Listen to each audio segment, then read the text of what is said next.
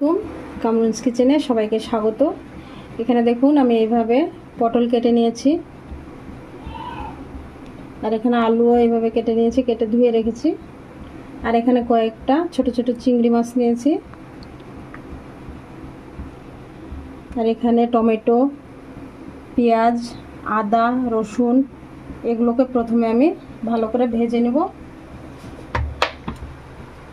কড়াইয়ে দিয়ে দিলাম তেল, অল্প তেল দিলাম।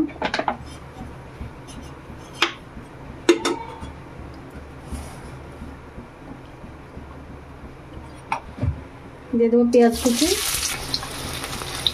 আদা রসুনও দিয়ে দেবো। এইভাবে পটল আলুর তরকারি বানালে খেতে খুবই ভালো লাগে, আপনারা অবশ্যই বানাবেন। দেখুন আমি কীভাবে রান্নাটা করছি। দিয়ে দিলাম কিছুটা মরিচ,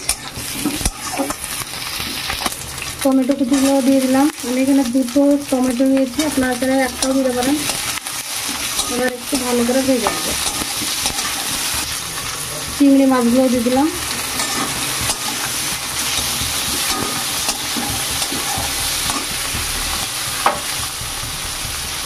মশলাতে একটু লবণ দিয়ে দিচ্ছি, তাহলে মশলাটা তাড়াতাড়ি ভাজা হবে, একটু নরম হয়ে যাবে টমেটোগুলো।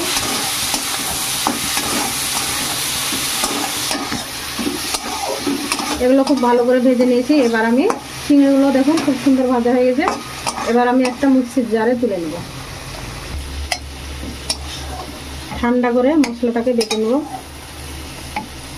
কড়াতে দিয়ে দিলাম আর একটু সরিষার তেল। কড়াই এবার আমি পটলগুলো দিয়ে দেবো। তেলটা গরম হয়ে গেছে, তেলের সঙ্গে আগে একটু নেড়ে নিলাম। তারপরে এবার আলুগুলো দিয়ে দেবো।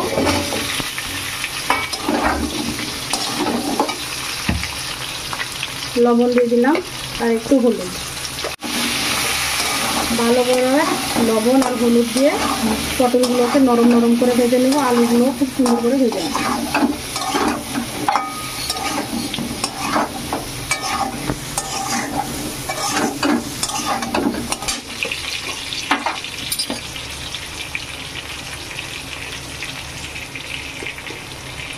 এখানে জিরে বাটা দিয়ে দিলাম। জিরে বাটাটা একটু ভেজে নিব আলু পটলের সঙ্গে।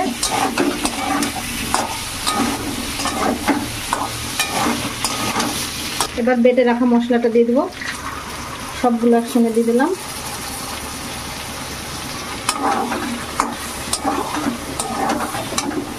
আমি এখানে কাঁচামরিচ বেটে দিয়েছি, আর মরিচের দরকার নেই, আপনারা ঝাল যেরকম খাবেন সেরকম দিবেন। আর একটু দিয়ে দিলাম হলুদ।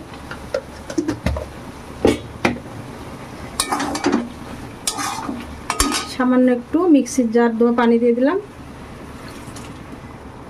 এবার ঢাকা দিয়ে ভালো করে কষিয়ে নেব।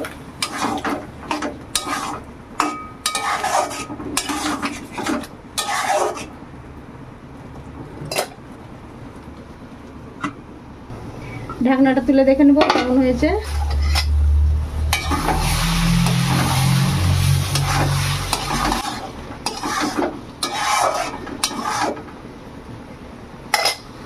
আবারও চাপা দিয়ে ঢাকা দিয়ে দেবো। ঢাকনাটা তুলে দেখে নেব, দেখুন চারিকোণ দিয়ে তেল ছেড়ে দিয়েছে। এবার খুব ভালো করে কষিয়ে নেব। তেল ছাড়লে যে কষানো হয়ে যায় তা না, তেল ছাড়ার পরেও একটু কষিয়ে নিতে হয়। আর আমরা সবসময় তরকারি যত কষাবো ততই কিন্তু স্বাদটা বাড়বে।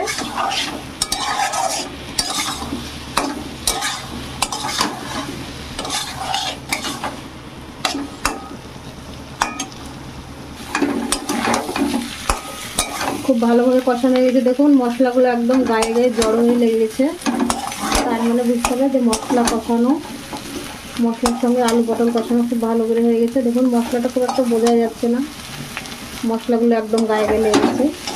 এবার আমি পানি দিয়ে দেবো।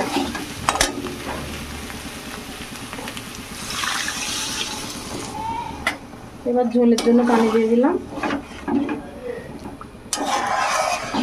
এবার ফুটিয়ে নিলেই হয়ে যাবে। আলুগুলোও সেদ্ধ হয়ে গেছে। এই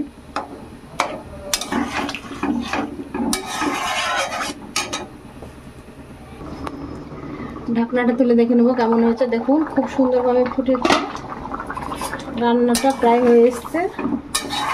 এবার লো ফ্লেমে আরও 2 মিনিট রেখে দেবো। আমি এরকমই ঝোল রাখবো, এরকম ঝোল খেতেও খুব ভালো লাগে। আলু পটল সব ভালোভাবে সেদ্ধ হয়ে গেছে।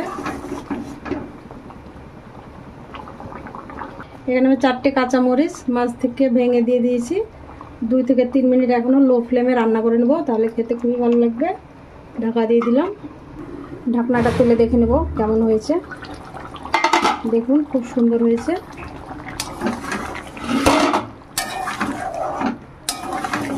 আমি এরকমই ঝোল ঝোল রাখবো, আপনারা চাইলে আরও শুকিয়ে নিতে পারেন। আমি একটু ঝোলই রাখবো, এটা রুটিতে ভাতে খেতে খুবই ভালো লাগবে।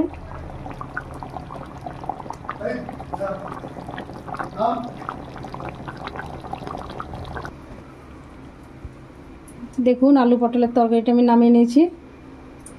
দেখতে কতটা সুন্দর হয়েছে, খেতেও কিন্তু দুর্দান্ত হয়। আপনারা অবশ্যই এভাবে বাড়িতে রান্না করে খেয়ে দেখবেন। ভিডিওটি ভালো লাগলে লাইক করবেন, কমেন্ট করে জানাবেন কেমন হয়েছে, আর চ্যানেলটিকে সাবস্ক্রাইব করে দেবেন। পাশে থাকা বেল বাটনটি টিপে দেবেন সবার আগে নোটিফিকেশন পেতে। আপনারা সবাই ভালো থাকবেন, সুস্থ থাকবেন। আল্লাহ হাফেজ।